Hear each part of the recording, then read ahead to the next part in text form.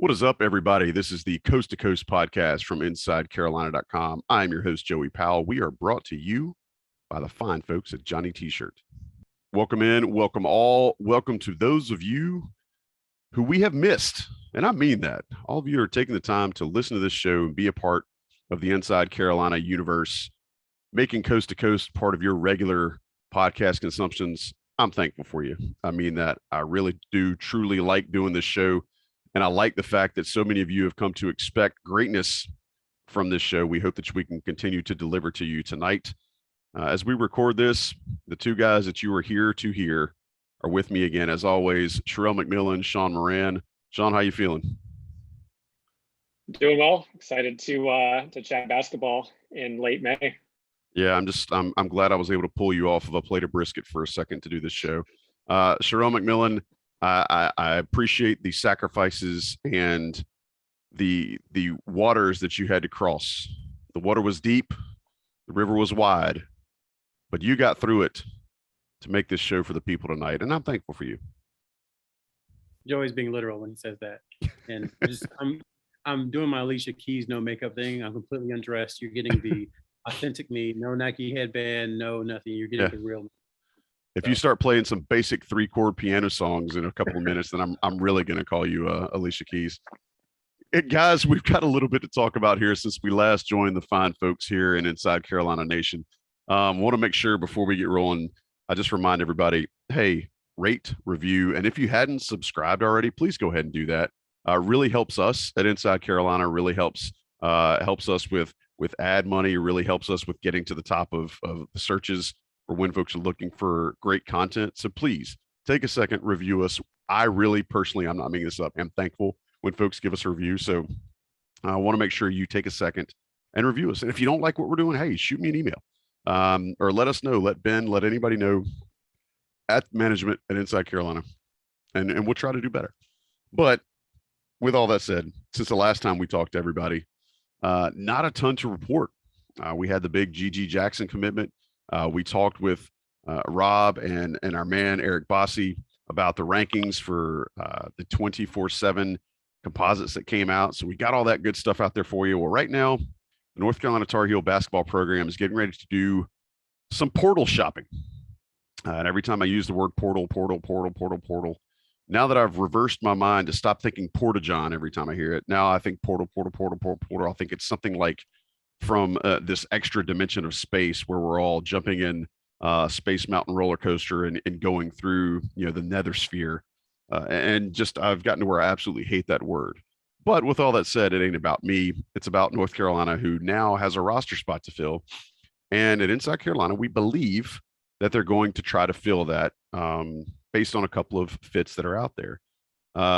Sherrell, I want to confirm with you, the dead period ends, which again, the dead period is a period when there can be no off-campus communication. Is that right? Or is it just on-campus communication? No in-person contact, period. Okay. So basically that ends on Friday, May the 27th. So while it applies to high school seniors, it also applies to, or high school recruits, it also applies to players in the transfer portal. So Sherrell, do you have any ideas that UNC will be hoping to make moves as soon as the 28th happens? Or do you think it's just one of those wait and see with who's on their radar right now? We'll talk about those guys in a second. Yeah, I think they would be very aggressive in trying to get whomever they deem the perfect fit or a good fit on campus as soon as possible, possibly Saturday. So that's something to look out for. We don't have any definitive word of that, but that seems to be kind of the word on the street, kind of the rumor mill talking that they could bring someone in on Saturday. So UNC is obviously trying to move on this sooner rather than later. But if you'll remember, as Sherrell and Sean and I told you a couple of weeks ago, that the way this was looking based on guys, auspices for the NBA or professional combines, it was going to be a while. We thought that, the first time things would actually start happening would be the beginning of June. We're a little ahead of that, but not by much, just a couple of days or so. So UNC, again, looking to fill that based on what we've been told, and guys, correct me if I'm wrong, looking to fill that 4 or 5 role, to play the role that Brady Manick played last year, not necessarily to try to be Brady Manick, but to fill that role in Hubert Davis's system, give some extra minutes at the 5, the way Manick did last year. And guys, I'm going to throw this out. We're going to go through them individually. First target that North Carolina is looking at, 6'9", 225-pound senior. So this would be a grad transfer. Matthew Meyer from Baylor. Last year averaged 9.8 points, 5 rebounds, and 1.2 steals a game. Shot 41% from the field and is a 35% three-point shooter for his career. So 35% from behind the arc. North Carolina did see him last year in the NCAA tournament. You guys might remember him as Mullet Man. The parallels between Meyer and Brady Manick are absolutely absurd. You know, he's from the Midwest, Big 12 country, had a 6 stash, really awesome hair, plays similar positions. There's just a lot of overlap there. But Sean, why don't you tell us a little bit about Meyer's game and you know, what his skills are on the court and how he fits into the type of offense that Hubert Davis runs? Sure. So just from a height and weight perspective, you mentioned 6'9". From a weight wise, he actually just measured around 215, 216 at the NBA combine or the NBA combine before he pulled out. So a little light if you're going to try to play him at the 5, but that's obviously a need in terms of who backs up Armando Bacot. But you have, you know, similar to Brady Manick, he was coming off of 4 years at Oklahoma. Matthew Meyer coming off of 4 years at Baylor. Much different profile because we're talking about over the last 3 years, one of the best programs in Baylor. And prior to this year, Meyer was coming off the bench versus Manick, who was much starting from day one in Oklahoma. So the stats aren't going to jump out to you with Meyer. And when you look at both his junior and senior year, his efficiency actually decreased a little bit. Even though his minutes went from 15 up to 23 minutes per game. But you're getting a 6'9" guy that I think is naturally a 3. But in Baylor's offense, they're playing really a 4 out, 1 in. So the 3 and 4 were pretty much interchangeable, both offensively and defensively, especially given how much Baylor liked to switch on the defensive side of the ball. So offensively, you know, not a guy who's super athletic, but a guy that when you're watching him, he's always aware of what's going on, and he's always on his toes. He's ready to make a move, whether that's to catch and shoot, to drive, to cut off, you know, off ball. So he's always looking to move offensively.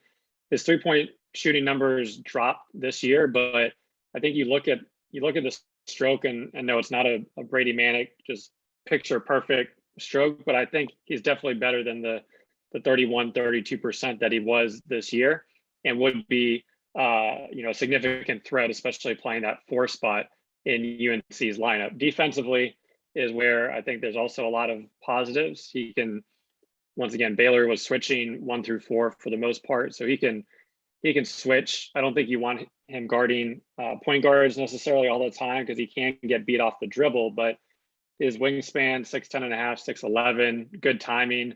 Probably one of the few players in college basketball that had both a block and a steal percentage over 3%, which is rare. So he gets in the passing lanes. Defensive rebounding, I guess, is one thing we didn't mention, but really strong on the defensive boards. And he's a guy similar to Leaky that if he grabs it, he's ready to push it up and push the tempo. So a really well-rounded ball player, but definitely doesn't come in with the pedigree that Brady had prior from an individual standpoint. But at the same time, he played on that national championship game. And one of the reasons we're talking about him now is that he didn't take that jump that a lot of people were expecting of him from that junior to senior year increase in playing time, but still was a key part of a team that was a 1 seed. And as we saw that UNC knocked out in the second round. I think a lot of folks have wondered how much Baylor's depth contributed to how he was used and how he was deployed last year. I don't know a ton about, you know, Baylor's, you know, Scott Drew's coaching staff mentality or what his philosophies are, so I can't really speak to that. But I have seen some write-ups about that. Sherrell, can you talk a little bit about what Meyer might be in how he might fit into North Carolina's program? You know, Sean spoke to how he might fit in the offense, but How do you see him as a fit to the program, complementing the roster, or where he might be able to pick up some spots that the roster has gaps? Well, I think that's the big question. When you are looking at a grad transfer, you don't have a ton of time to figure out whether or not this person fits your core values, whether or not they want the same thing, whether or not your visions and your vision board and all that stuff is aligned. You kind of have to make your best guess and do your best and move forward. So I think that's part of what, and we can confirm, that North Carolina's been talking to him, and he's been talking to North Carolina. So I think that's part of the vetting process, is to try to figure out exactly what it is he's looking for. Baylor's a very successful program, very successful, more, as successful as UNC these last few years, more successful than UNC these last few years. So you have to ask yourself, like, okay, well, why would you leave a stable situation like that and try to go elsewhere? So those are the kind of questions I think the UNC staff probably asked him. I would assume he has a very good answer, whether it's to be in a different culture or more playing time or a different position or what have you. So as long as they're satisfied with that answer, I think the fit is fine. I think from a roster continuity and management standpoint, they have players who I would say are duplicative on the roster. It's just a matter of providing competition. So now the guys who maybe thought that they had a spot locked in, even Meyer, if he were to come to UNC, there's nobody who's locked into a spot, I would say, at that 4-5. I think it's going to be an open competition if Meyer were to come to UNC or a couple of the other guys that we're going to talk about. So I think that's what it does, is it's going to push more than likely Dontrez Styles and push more than likely Puff Johnson to be better. And then the hope is if you sign someone like Meyer, if he pushes those two to be better, it makes the team better. It makes the team more well-rounded. That's the fit, and I think that's what they're kind of looking at as they explore these transfer opportunities. Yeah, I appreciate that insight, talking about the other guys that are currently on the roster and how it could actually improve them by having competition. We've talked on this show about how UNC was, just months ago, kind of standing there holding the bag, trying to figure out what to do about program depth. And now all of a sudden, with the players that have returned last year, you're looking at a really good opportunity by adding a piece, regardless of who it is, of veteran leadership that could come in and immediately provide some competition for guys that are rotation players at the moment, and could really do a lot for building that program depth that we talked about. Yeah, to your point, Joey, I mean, Meyer specifically, that's what we're talking about right now.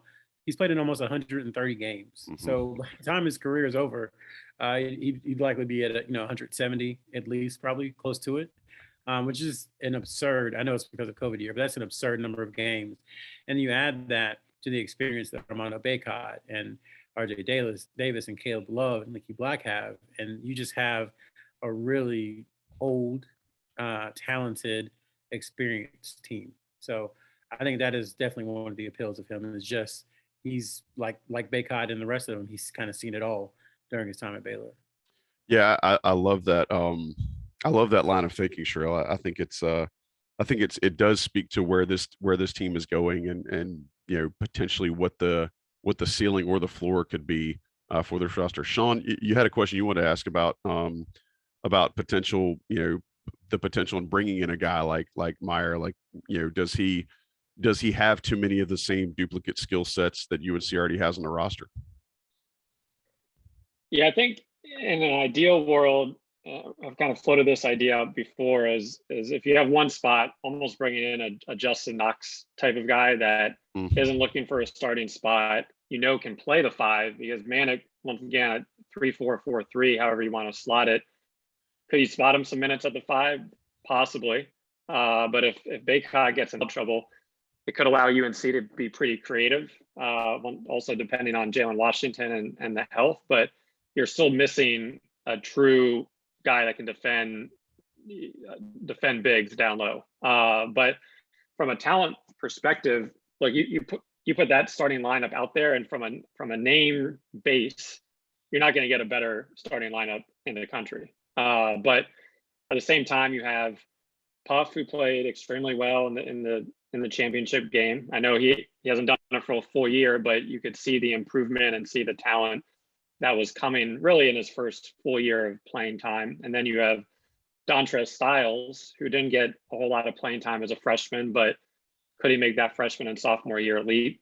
And then, just from a guard perspective, you have Trimble coming off the bench, Dunn kind of waiting his turn. So there is a lot of talent on this roster, with or without a new addition. And I don't think it's a Garcia situation where now you're trying to cram 3 full starters into 2 spots, but that is one thing that gives me pause. I think it could be worked out, and I think guys' minutes should hopefully come down a little bit, just given everything that happened last year and maybe some of the wear and tear. But that is one of the small concerns. But I think if you are able to get a guy like Mayer that can fit in from a team perspective, it'll hopefully boost the competitiveness and give UNC and Hubert a few more options to work with. But I think definitely a question I would have going into this.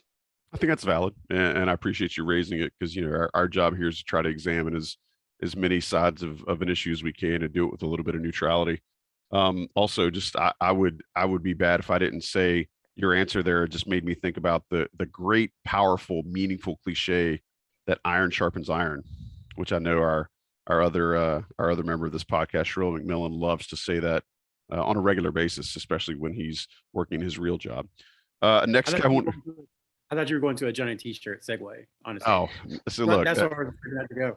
As well played as that was, man, it would only have been topped by a Johnny T-shirt segue. I'll try to bring out a good one for a little bit later in the show. Next guy I want to talk about that's been on UNC's radar is Pete Nance, 6'10", 225, out of Northwestern.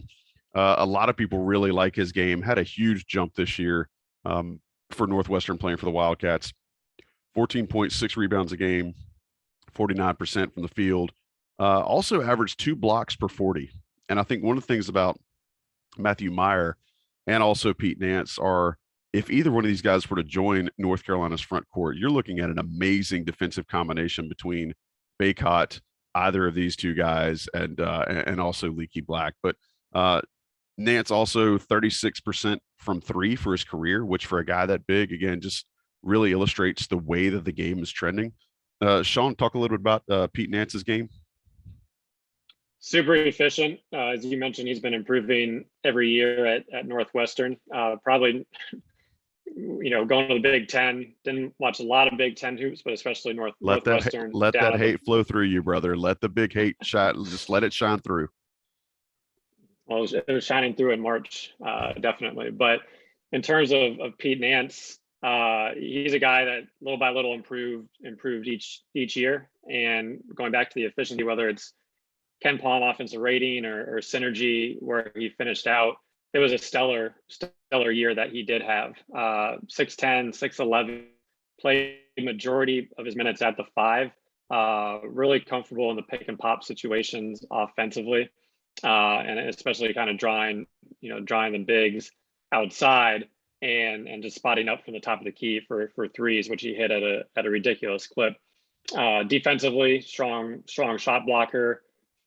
Has some length to him, not crazy length, but definitely a good defensive prospect at protecting the rim. I think the concerns with him, and similar to Brady Manick, he actually just played in the G League Elite competition in Chicago, so the event before the NBA Combine, and he had a really good day 1 where he knocked in a few threes, struggled a little bit on day 2, knocked in some early, and then fell off a little bit. But with him, you're looking at what I think is a true 5. Sure, you could pair him next to Armando offensively, and he's shooting threes, but I feel the synergy would not be there, because once again, you're looking at a pick and pop type of guy, not the quickest on his feet.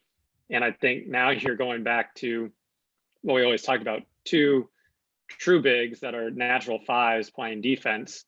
And this time, once again, you just have a guy that can shoot 45% from 3, that's spreading the floor. But defensively, I think a lot of teams would be able to take advantage of that. And also, when we were talking about kind of a Justin Knox type, this guy averaged 15 points per game last year. So this would be the perfect addition if Armando had left, and you're trying to look for a true starting center. But he's not going to want to play behind Armando. And does he really fit at the 4 when I think he's a natural 5 that can slot in at the 4 occasionally? So just my opinion, but very talented player. I think it'd also be interesting to see if he does come back or if he does stay. I know he's not projected really in any mock drafts, but you put a guy 6'11", even if he doesn't make the NBA, I'm sure he could go spend a year overseas and make well into 6 figures in a really strong organization as well. So that's probably something else that he's trying to measure in this decision-making process. And I should have mentioned, and I started to step on you for a second ago, but everybody needs to know how much, you really, really loathe Big Ten basketball. So I try to make sure that we amplify that any chance we get. But something I want to mention about both of these guys, Meyer withdrew from the combine this past weekend. Nance is still in, and unless I've heard otherwise, he's not speaking to anybody about his process and still kind of going through things. And also Pete is the son of Larry Nance, former Clemson player, and a guy that was really successful in the NBA, had a long NBA career, and was on a lot of those Cavs teams that went up against the Jordan era Bulls in the Eastern Conference Finals. Sherrell, talk a little bit about Pete Nance and what he might add in the same kind of light that we talked about Meyer. Used to pick those Cleveland Cavaliers teams a lot, like at NBA Live '94. You could play the old school with like Gerald Wilkins and Mark Price, Craig Elo. Yep.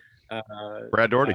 That's Brad Daugherty. That was the starting, that was like the top 6. But yeah, I think Nance at his height and with his skill set, I'd be surprised if he comes back to college, honestly, just because he's done his time in college, and I think he showed enough in the relative combines that when you have that combination again of skill and size and shooting ability, I think someone will take a chance on you, whether it, to Sean's point, whether it's in the second round or it's an international deal. I think he can get paid a good amount of money to play basketball next year. As far as UNC goes, I mean, like Sean said, it's kind of a perfect fit if North Carolina didn't have a center already, and they are happy with the center that they have. Realistically, to me, that doesn't seem like the best fit, just because, if he comes into UNC, he's not going to start at the 5. And so it's kind of like a situation where what exactly is his motivation? If he wants to come in and come off the bench and just play for a really great program, then sure, you welcome him in and say, thank you. But, a lot of players, they want to play because they know they're good and they have a chance to make some money, and they know that they can help the team. So it would be a very difficult pitch, I would say. If you really, really wanted to come to UNC, you'd have to tell him that because they're probably going to play, 1 in, 4 out, that you're likely going to have to, sub in for Armando. Maybe you guys can play together at some points, but it wouldn't be a full-time deal, more than likely. And so I think that'd be a tough message for him to take. So I don't want to poo-poo it because he is a really good player. The only other thing that I wonder about, it's kind of the Sharif Abdul-Rahim thing, which is basically a really good player. When you're on a bad team, somebody has to get the numbers. I think he's insulated by his percentages and his kind of advanced data. His raw numbers aren't as important as they used to be. But I do think maybe there's some of that going around, in that he was on a bad team, and sometimes bad habits can come over. And regardless of how good a player is, you don't want those bad habits to kind of come over to your team. And I don't mean to sound negative towards Nance at all, but that's just something that UNC coaches have to think about, because, we've been saying it for 3 years now, but this likely is probably more than likely potentially the final run for these guys together. So, you want to make sure that you're ready to go. Yeah, and I appreciate your comment about playing time. I mean, a wise man once wrote a song that said, "Players want to play and lovers want to love." And I think, Pete Nance would certainly be one of those guys that is not going to go back to college to be a bench guy. The last guy I want to talk about, that could potentially fit, who's out there, who has entered the transfer portal and is still going through the NBA combine process, is Pat Baldwin Jr., a big time recruit, freshman last year, big time recruit in last year's class. 6'10", 220 out of UW Milwaukee. 12 points a game, 5.8 rebounds, 1.5 assists per game. Shot 35% from the field. I don't think anybody expected him to, I don't know, set the world on fire, but I think most folks definitely expected him to do better than he did last year. Sean, what can you say about Pat Baldwin Jr.? I think this year was an absolute disaster for him, unfortunately. Playing at a lower level where he had to be the go-to guy, which he was just not ready for, no matter what the level was. And it's interesting because he was one of the first players offered by Roy Williams in that class, if not the first. So I'll let Sherrell correct me on that one. But you can go back to Peach Jam, and he was playing up a year. So this was when RJ and Caleb and all those guys were playing. He was playing with Reese Beekman and Jalen Johnson, and his numbers were off the charts because he was the third or fourth option, kind of a catch and shoot guy, moving without the ball a little bit, and he didn't have to dribble the ball much. That's not his game, and he was one of the most efficient players in the Peach Jam, playing a year up. Played well on the USA circuit as well, but for him, I mean, he's as you said, 6'10", shot 26% from the 3-point line, but I'm still going to say he's a good 3-point shooter, and I think wherever he ends up, I think that will be proven over time. When we did during I think the peak of COVID, when we were doing the fit articles on this class, had him as a great fit for the team last year, given there was a need. This was before Brady Manick, but there was a need at that position. There was a need for shooting, but there wasn't a need for ball handling and the ability to really create off the dribble. So he would be an ideal fit. I think he's much better than those numbers showed in the NBA Combine. He didn't play. He tested well from a measurement perspective, extremely well from athletic wise. He was towards the bottom with his vertical leap and speed. So you're kind of wondering what was going on there. But a very, I don't see him coming back to school. If he did, it could be, just from a fit perspective, it could be really good. From a chemistry standpoint, who knows? But I think just from a talent level, he's definitely better than that 26% from the 3-point line. I think something I've seen, in a lot of the write-ups about Baldwin Jr. is one of the things that he struggled with last year was a foot injury, and that could also be limiting him as far as his performance at the combine so far. Sherrell, you want to talk a little bit about PBJ? Yeah, I mean, Sean made all the relevant points, I think. We can say we've done some digging, and just the people around him don't really want to say anything either way. They didn't want to say that, he's 100% coming back to college. They didn't want to say, he's 100% going into the draft. It was just kind of, we're going to respect his process, and whatever he decides, we'll go from there.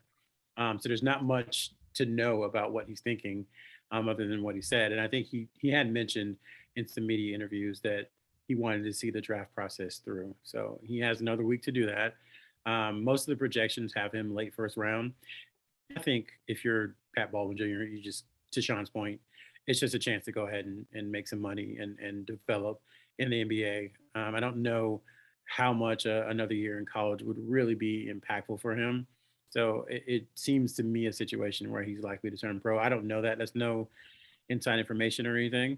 But yeah, I mean, he has all the pedigree coming out of high school as one of those guys who was a potential, top 5 pick that we used to talk about him in that kind of vein, along with Ben Carroll, along with Chet Holmgren, and all the guys at the top of that 2021 class. From a UNT perspective, Roy Williams offered him pre-pandemic. So like the summer of 2019 was actually, if you compare it to most of the other Blue Bloods, was basically a year late. So most of his offers came basically the June 15th after his sophomore season, which would have been 2018. Kentucky and Carolina were kind of 2 of the last ones to offer a year later. So he had offers from everyone, interest from everyone. And I'm sure if he were to come back to college, he would have interest from a lot of the top schools, because I don't think they see 1 year as really diminishing him as a player, more of probably just a bad, not the great basketball situation. A great situation to be with your dad for a year as a head coach, but maybe not the best for his basketball career. So if you had a chance to get that player, I'm sure, a lot of the top schools would be right there. But it just doesn't feel like a situation where he comes back to college. A lot of the talk around UNC last year was around how great Brady Manick was and how things just worked really well for him. And if you think about how good everything went for North Carolina and Brady Manick, the 180 from that would probably be the season that Patrick Baldwin Jr. had at Wisconsin Milwaukee. I mean, everything went poorly. He had some injuries. Got his dad fired. I don't know that he got his dad fired, but his dad got fired from that job because they just didn't perform. And one of the things it just makes you wonder, like, maybe this is another topic for another day, but like for NBA, how really important is college basketball? Because if he had never played a second of college basketball, he's a top 5 pick. Guaranteed. Absolutely. And he went out there, put tape up, and they're like, maybe late first round. And it's because he played through some injuries. He was on a team that didn't have, a lot of other talent. So it makes me wonder, like, kind of, do they really value college basketball from a evaluation standpoint? Yeah, and it showcased, like you said, a lot of his warts in his game that could have been covered up when he was playing as a prep player. I think one of the things too you got to think about is to have a season bad enough where your dad gets fired, and one of the things about coaches is they always have amazing contracts with apparel companies. And right now, his dad is going to be without gear. His dad's not going to have all that Wisconsin Milwaukee logoed apparel that he's used to having. And so I would strongly encourage for Pat Baldwin Sr. to consider calling or going to Johnny T-shirt. While he can't get University of Wisconsin Milwaukee gear, he can get all of the UNC gear that he wants. Could definitely restock his wardrobe tenfold. We'll find a much better looking set of apparel because Johnny T-shirt stocks really good looking stuff. And we all know how powerful and gorgeous the UNC logo and color scheme is. So that's where I would send him. I would tell him to go to Chapel Hill, go to Johnny T-shirt right there on East Franklin Street, or go to johnnytshirt.com because they can ship it to him. If he's still in Milwaukee, he can get the stuff quickly. Johnny T-shirt right now has all the stuff you need for Father's Day. As you're listening to this, it's the end of May. Look, hopefully you took care of your moms. Now it's time to take care of Pops. If you're going to be that lame that gets him a tie, get him a good tie. Get him North Carolina tie from Johnny T-shirt. Even better, if you want to kind of step your game up, get him some good-looking Jordan brand gear. Get him some stuff. The upcoming football season is going to be here soon. Get him some gear that he can wear to Keenan Stadium and look good. Either way, Johnny T-shirt's the place you need to go. Check them out, johnnytshirt.com. Premium IC subscribers know you get an extra 10% off your order with the codes you can find on the premium message boards. So make sure you're using Johnny T-shirt to get your North Carolina apparel, swag, trinkets, doodads, who's what's it's, you name it. If Johnny T-shirt don't have it, you don't need it. Take a quick second, let the national guys run some ads. We'll be right back to wrap up this episode of the Coast to Coast podcast on InsideCarolina.com. All right, boys, we have done a good job digging into the portal a little bit without having to put on some kind of weird spacesuit. Appreciate you humoring me and giving me some insight on both those three players, on all three of those players, both their games and how they might fit at the University of North Carolina. Last thing I want to talk about before we get out of here, well, a couple things actually. Sherrell, as the calendar flips over to June, players can start doing what now? Unmute. Yeah, rookie mistake. Man, got the man off his patio, and now he's lost his mind. So, yeah, again, this dead period ends on Saturday, and players can, again, start taking official visits. And much like the football side, if you're subscribed to IC, you've seen all the stuff that Don Callahan's putting out. Basketball players are taking more official visits in June than I think, or visits in general in June than they had in previous years. And so I think North Carolina is going to try and get some guys on campus. If you recall last year, pretty much everyone they were recruiting came to campus at some point during June. It's a good time because of the Carolina basketball camps are going on. Campus, even though it's not full, is pretty lively. Pickup games are going on. So there's tons of alumni who will be back in the Smith Center and around campus. And and then the freshmen show up in June as well. So it's a good time just, for the program to kind of start working towards the next season. And so it's a good time for guys to visit. So just be on the lookout for that. We have a couple who we think will definitely be in town in June. Haven't been able to confirm and lock down the dates, but if you think about it hard enough, you can probably guess. So we'll see when that is confirmed. We'll make sure we post that. But there's a lot of local players as well in the classes of 24 and even 25, looking way down the road, who are within a couple of 3 hours of Chapel Hill, who we think will take visits at some point in June. And if folks know anything about Inside Carolina, and specifically about Sherrell McMillan, it's that if he's got confirmation on some good information, he's going to share it with our premium subscribers. So stay tuned as things become more, I guess, solidified and confirmable. Then Sherrell will let you all know. Sean, to wrap the show, you've got some notes about the USA U18 tryouts, which start Thursday of this week on the 26th. Talk a little bit about why that matters to UNC fans and Inside Carolina subscribers. Sure. So USA basketball U18, they're finally getting back in the swing of things after having to take a little bit of a break with COVID. They did play last year with the U17s, but Thursday begins training camp in Houston. I think 27 players are invited across the 2022, so soon to be freshman class, as well as high school 23, and I believe one 24 player. From a UNC perspective, Seth Trimble was invited after not being invited really to any of the main high school all-star games. He was invited to try out for the U18 team, and then Gigi Jackson as well as one of the younger guys there. It'll be interesting to see how that goes. Usually the coaches are looking for fit versus talent. So in years past, you've had a ton of first round draft picks, lottery picks get cut just because they haven't been the best fit for the team. And it's always a great evaluation place. I really wish I was there just to see how Trimble does perform against some of those players, Nick Smith being one of them. But just going back 4 years, the last time the U18 team was put together, was able to go and watch the first few days of tryouts. And that team, 12 players that had Kobe White, Cole Anthony, and Armando Bacot on the team. So a pretty big UNC influence 4 years ago. One of those players still donning the Carolina colors right now, but went back through that team. Joey loves, he knows I love putting out some stats and facts. And actually, maybe I'll throw Sherrell a pop quiz. But Sherrell, out of those 12 players on that team, Armando being one of them, how many do you think are still in college right now? 12 players on the team. I'm trying to remember who's on the team. Kurt was on the team. He's gone. I don't know. I'll guess and say 2. So not bad. There's 5. So 5 players still in college. Armando being one. Jackson Davis at Indiana being another. Josiah James at Tennessee are a few of the guys. There's 3 one and dones. UNC had 2 of them, being Cole and Kobe. At that point in time, nobody's really expecting Kobe to be one and done. He actually didn't even start for the team, but he was the leading scorer. And out of those 12, 5 are in college, 6 were drafted in the NBA.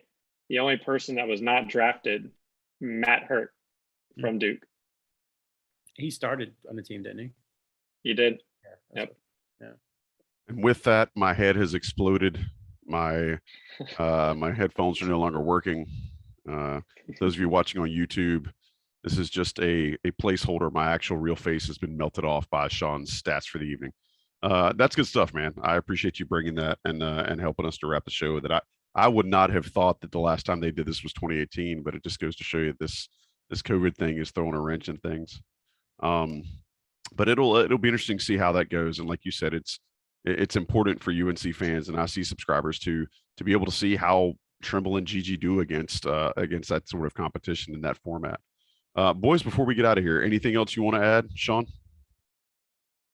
The only thing, since we spent most of the time talking about the portal and transfers, how nice it is to have an example in terms of Brady Manick for UNC to put, and everybody sees that and understands what he did.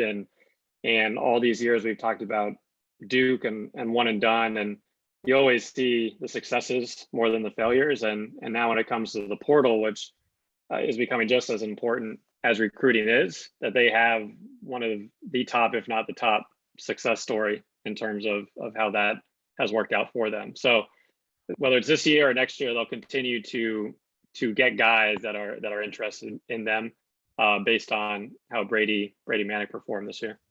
Yeah, we've said it on this show, and it was nice to watch develop. But man, does Hubert Davis have a story to tell for a potential one-year transfer? Sherrell, anything else you want to add before we get out?